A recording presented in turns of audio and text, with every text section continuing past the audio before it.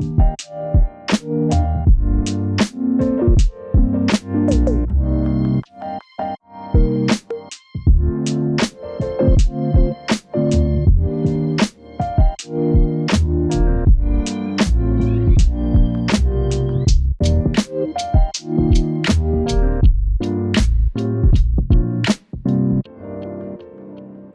I'm Nigel. And I'm Ashley. And we're Our Roaming Empire. And today we're going to show you what you need to get into China. What do you actually need once you're in China for payments, rides, things like that. And our top things to do in Shenzhen. We're even going to hint to our next video, which will be our roaming favorites for Shenzhen, China. Where we deep dive. We deep dive into our favorite. Diving on in. Yeah. Hi, we're Ashley and Nigel. We recently quit our jobs and sold our home in Seattle and are now traveling the world full time. Welcome to our channel.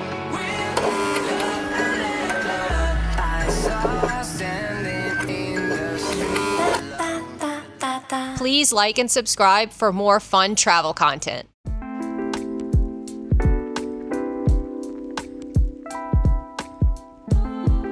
China has recently opened its borders a bit, allowing for visa and non-visa travel in China. Linked below, we're going to have a website that allows you to check from your country of origin what visa requirements you need or non-visa requirements you need for travel in China. For this trip, we were able to use the 10-day no visa entry. If you're going to use the 10-day non-visa entry, you're only going to be allowed to go into one port. Although China is opening its borders to travelers, it's still closed for a lot of Americanized apps. Instagram, YouTube, those things will not work in China. So you need to download some certain apps, and you want to do that before you actually land. You won't be able to actually download them while you're there, so you want to make sure you get those in beforehand. These are the non-negotiable apps to actually do anything in China, including any type of transport or just paying anything. China's almost a 100% cashless country. Everything's digital payments, so you definitely want to set up these apps and your credit card on these apps before you get into the country. First up, and our probably MVP of this would be Alipay. You can use this for any payments. You can use this for Metro card payments. Very, very simple, good English translation too. You take a screenshot of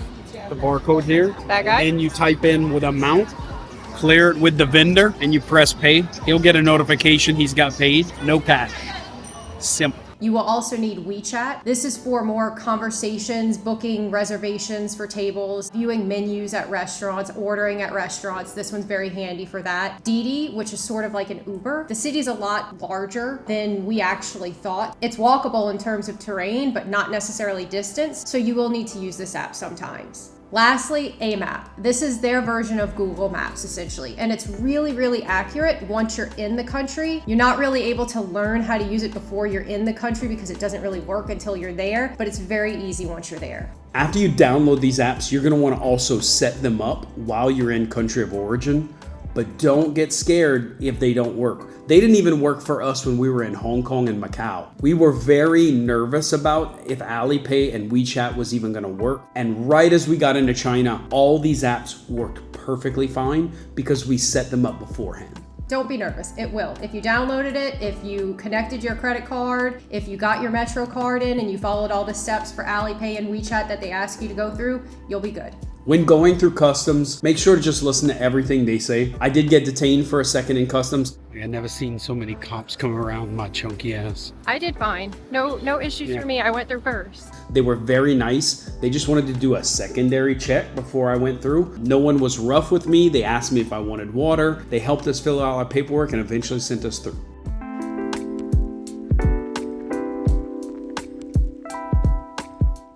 Shenzhen, China is located just under 40 miles north of Hong Kong, separated by the Shenzhen River.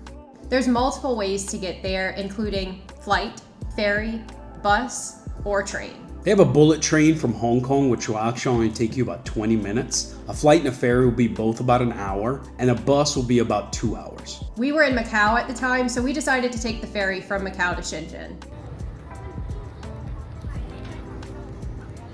It was a little rocky at certain points, but overall a really smooth ride. We again used Klook here to purchase our tickets beforehand for the ferry. Just want to let you know we are not sponsored by Klook. We just find it very easy to book things in China through Klook our trip. So no one's paying us to say this. It's good stuff. Easy breezy. But we are open for sponsorship if you watch it. In 1979, Chinese government opened up Shenzhen for a special economic zone. And at that point, the population was only 30,000. Fast forward to now, population is at 17 million, making it the fastest growing city in China and the most technologically advanced city in the world.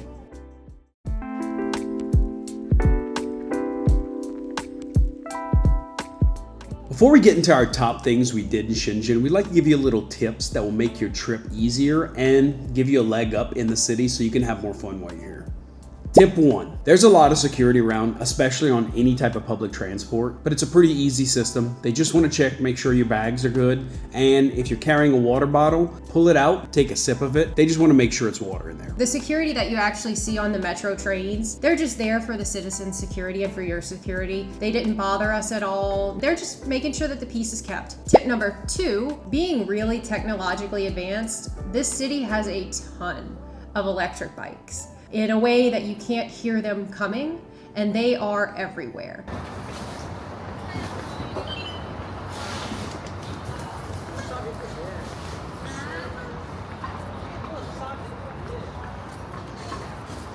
The rules of the road that you're typically used to are just more of a suggestion. They're not necessarily riding in the bike lane either. They could be riding in the walk lane. Just pay attention. Yeah. Keep your head in the swivel when you're there. This was a little adjustment for us because we had just come from Hong Kong and Macau, where the sidewalks are for walkers. When coming to China as a visitor and a tourist, you need a hotel. Airbnb does not exist in China. They have a rule where if you're a foreigner, you have to be registered with the police. It's best to just get a hotel that's used of international visitors, and they're able to register you with the police themselves. When you do book a hotel, make sure that you understand the name also in Chinese. You'll see it both ways, in English and in Chinese. Use trip.com. Very easy, all English translations, all the accommodations are listed out. You get to see all of the reviews, and we use True Go Hotel. We have a guest in the elevator. Oh, wait, there he goes. Didn't even say goodbye, robot. There he goes. See ya. See ya. Some people got the attitude. We would also suggest picking a hotel that's close to a metro station. It's a really big city, much bigger than you actually think distance-wise. You're gonna need to use the metro here. Now we're gonna get into our top things to do in Shenzhen.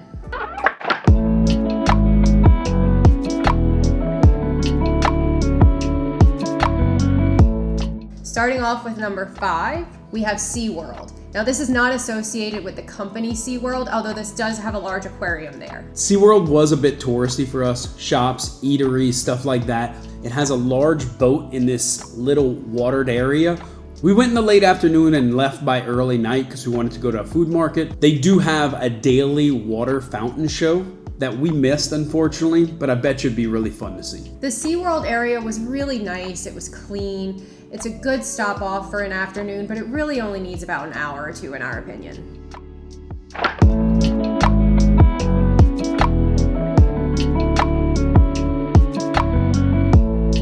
4, which is one of the things you all want to see, is the Shenzhen light show. We don't know if they're gonna have drones or is it just gonna be that.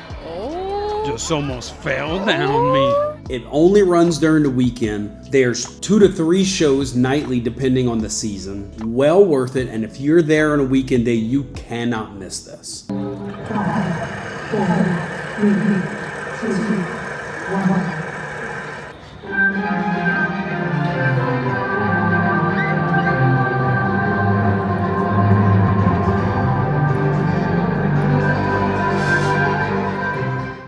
15 to 18 minutes long. There is a seating area where you can pay a small amount to sit down on some bleachers, or you could just stand in the middle of the Civic Center Square and watch the show. This was next level light show.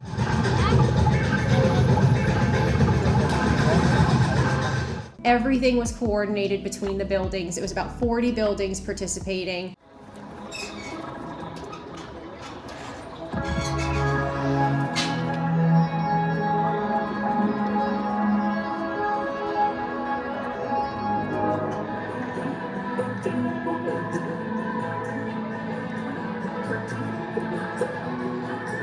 Definitely glad we didn't miss this. This one's awesome. Don't miss this. This blew Hong Kong right out the water.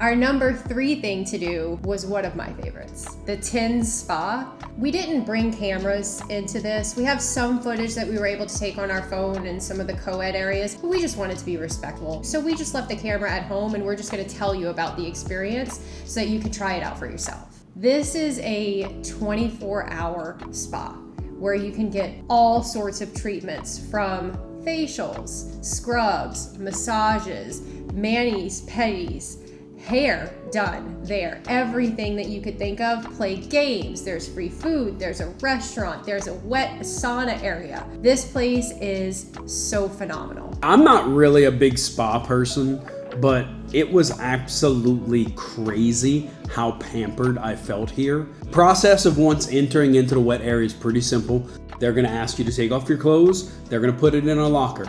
They're gonna give you a wristband, allows you to open your locker, and then you go in and experience the hot saunas, the wet saunas, the dry saunas, the pools, all that stuff is back there. And when you're ready to get out, grab a set of clothes.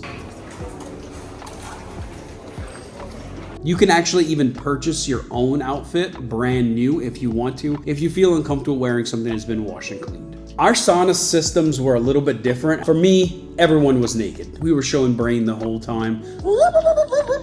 In the women's wet area, I think it was a little bit more reserved. There was some women that were walking around comfortably, fully naked, but a lot of them did have underwear on, to the point to where I was like, oh, am I doing something wrong? So they don't force you to do one thing or another. It's really what you're comfortable with. All the snacks, fruits, Haagen-Dazs ice cream, drinks, all that was free. So all of the services here, like the massage services and the manis, pedis, it's just on demand. You just walk up to the desk and say, hey, I'd like to get this Japanese classic essential oil massage. And they're like, great, let me book this for you. And within 10 minutes, you're on the table. So you don't actually have to reserve and book these things in advance. It's just on demand for you. Now, we did go on a weekday. We've heard that it gets extremely packed on the weekends. So it might be a little bit more of a wait if you're there on like a Friday or a Saturday during prime time. There is a full game room that you can play like an arcade. All right, we're gonna play some Chinese shooting game with our monies. But there's also just a couch with some Xboxes and PlayStations. So I just sat there and played NBA 2K for 3 hours while she got a massage. It was really fun. We both got to do our own thing at this spa, but still got to enjoy it together as well. It really was the best of both worlds. There is a restaurant on the first floor, and the food was very delicious. There's 2 types of tickets that you could purchase for this. There's a 24-hour stay and an 8-hour stay. There's nap pods and little sleeping areas if you are there for 24 hours and you want to sleep through the night or just take a nap. We pre-purchased our tickets again on Klook. No big deal. We got the 8-hour pass. My massage and pedicure just offset the price of my entry. So it's actually very, very reasonable. When we went to pay, they gave us a cost for both tickets, plus the massage, plus the pedicure. And then right before we're leaving, they're like, hold on, we forgot to discount you for that. We didn't even notice it. They pulled us back, discounted our account, which was so cool. They could have just let us go. And they were like, nope, we want to provide you the thing that we offered you, and we want to make sure you pay the right price. This was a 10 out of 10. Don't be scared to do this because of the language barrier. These people are used to service, and they're used to helping people of all different backgrounds enjoy their time at the spa. So don't be intimidated. The only reason it's this low in the list is because we don't have a lot of footage to show you.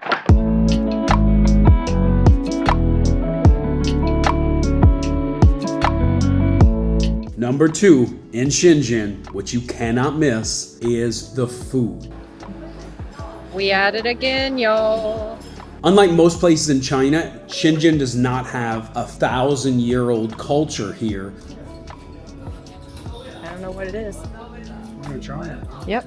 It is a melting pot of China. Many different people moved to Shenzhen during the boom in the 80s and 90s. So the food types are endless here. Almost every great restaurant that we visited here is in these large shopping malls, either inside or right along the outside areas. Don't be intimidated. There's a lot of people there, but there are some amazing finds in food here. Michelin star restaurants in the bottom of a mall. It's just a different world here. Do not be afraid to go check out any of them. Anyone. The closest to you, Yep. I guarantee you they have an amazing restaurant that will blow your mind. But I will shout out Coco Park. She's gonna shout out Coco I'm gonna Park. shout out Coco Park.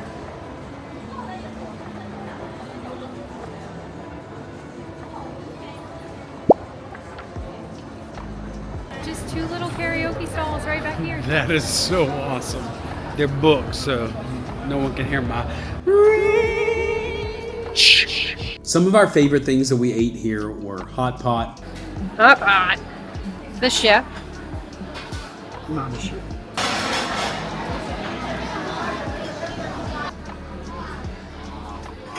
Got that wheel.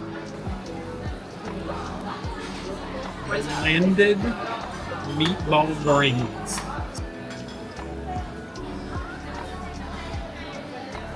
They're good. Sort of a weird texture, but the flavor's actually really good. The best way I've ever had brains. Yeah, try it out. I like spicy food to a fault. This is not a gimmick. He legitimately loves this. Keep chasing that itch. Yeah? Spicy or temp? Or both? Both? This was what I put it in. Of the bowl. After being in that. Woo.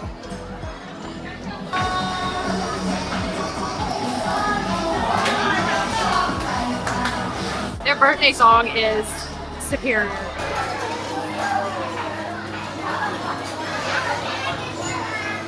Pigeon? Yeah, pigeon.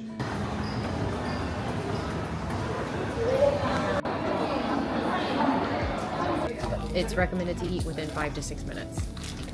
It changed my view on those trash birds for the rest of my life. It was delicious, it was sweet, and you gotta eat it fast. I like that. You gotta eat it fast. Surprisingly tender, not too gamey. We got the spicy one, so it's got a good bit of flavor.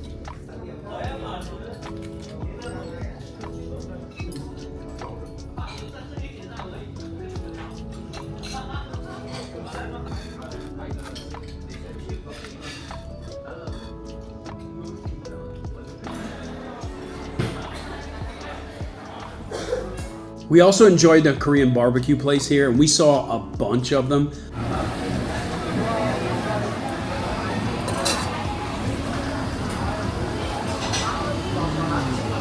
Good dragon. That's good dragon.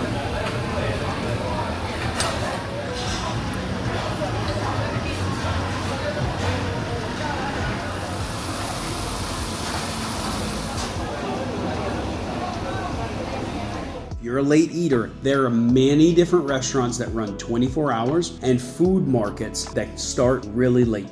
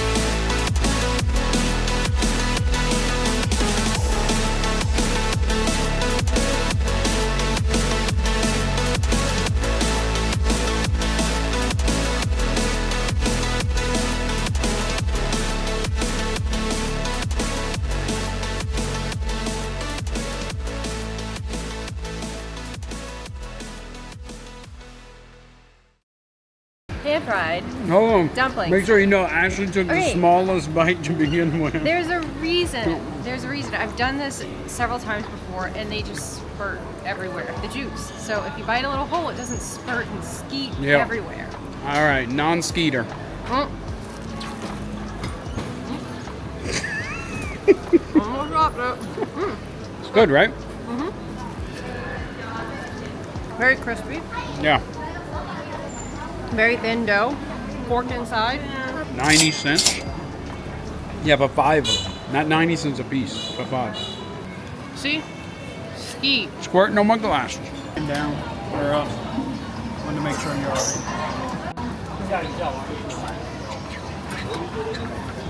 Oh yeah. Don't be afraid. Yeah. Love spicy.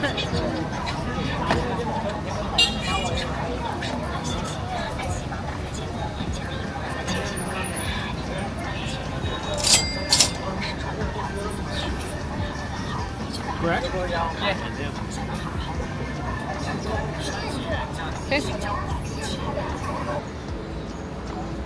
All right.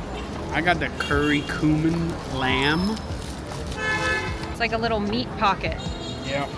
They had durian and cheese meat pocket. That must have been bad. Oh my god. I want a lamb hot pocket without cheese. Big slice. Sliced lamb. Has a very good lamb flavor. I don't love lamb. Where do I go? Right in the meat part. It's actually pretty good, right? That's pretty fire. Uh-huh. The spicy seasoning on it kicks. Yeah. That's very good. Had a couple of appetizers and then caught this restaurant, which roughly translate to daily 24-hour restaurant. And the food was out of this world. Suckling pig. Suckling pig. The pig belly. Pig belly. The pork belly. Char siu. Char siu. Goose. Pineapple bun. Also, it wasn't suckling pig, it was duck. Look at those peppers, yo!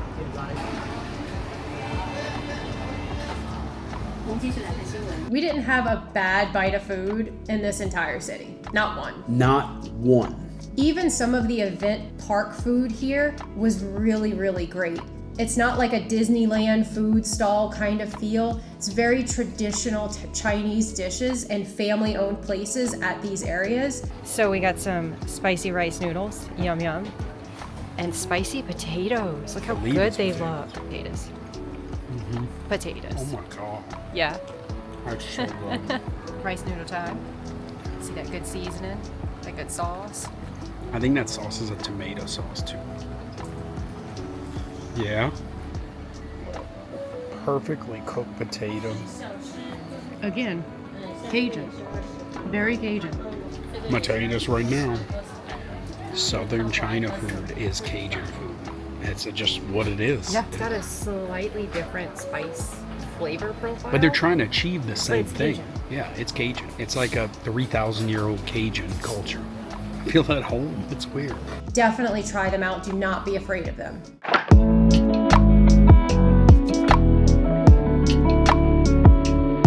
Before we go into our number one, we can't just show you the good stuff. We got to show you the fails. We really wanted to try the drone food delivery. So that's really famous in Shenzhen. In the parks, they have little drone kiosks where you can go and you can order food from there. A drone will go pick up your food and the drone will drop off your food at the kiosk. Yeah, we've seen a couple other groups come in and try, and everyone has left. No one has succeeded in ordering, so we're gonna go ahead and assume that it's out of order. We weren't able to get that shot for you guys. We weren't able to experience it. Failure!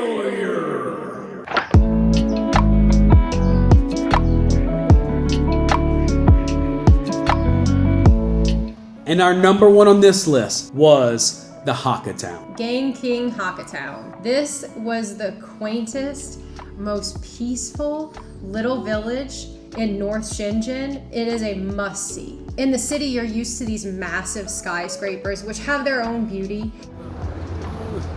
Yowza!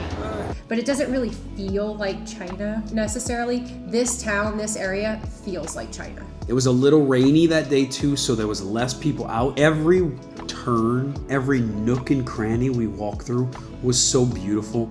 Cajuns. 100% Cajun. There's a ton of little food streets and stalls. They were just really interested in us trying their food and just getting to know us.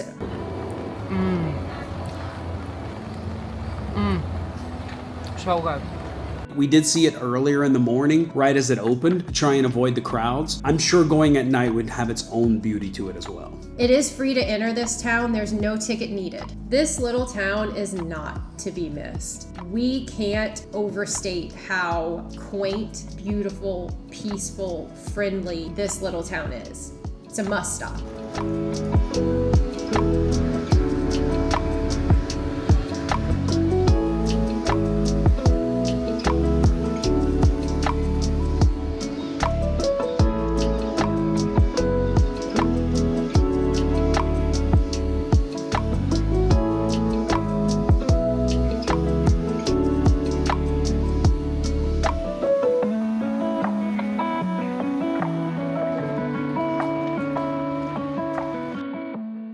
We did one more park here. It's called Splendid China Folk Park. And I'm telling you, it was too much footage to put into this video. This video might have been 45 minutes longer if we'd have put this in there. So we're gonna release that video soon on our roaming favorites. I'm gonna show you a 10-second preview right now.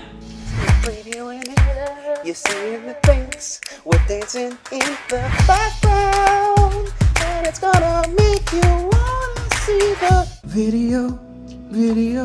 Oh, I knew you were gonna do the second video. Yeah. I just didn't know when. Yeah, she knows I didn't me. know when. She knows me. That's our Shenzhen video. Please, if you have any questions, you're going to the area, we would like to help you. When we were first planning things, people were like, you can skip that. China's this, China's that. The people are this, the people are that. We found nothing but kindness with the Chinese people.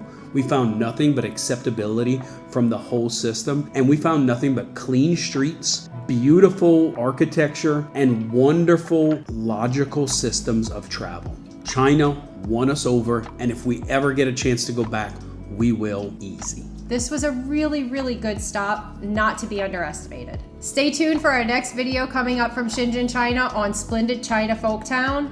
It is a must-see. Promise you, this is the top thing to do. There's just too much to show, so we're making a whole separate video. I'm Nigel. And I'm Ashley. And we're our roaming empire. And don't forget, when you're traveling the world, meeting all these amazing Chinese people and just eating the delicious food, keep chasing that itch. Thanks, everyone. We'll see you next time. Listen to that note hit, right?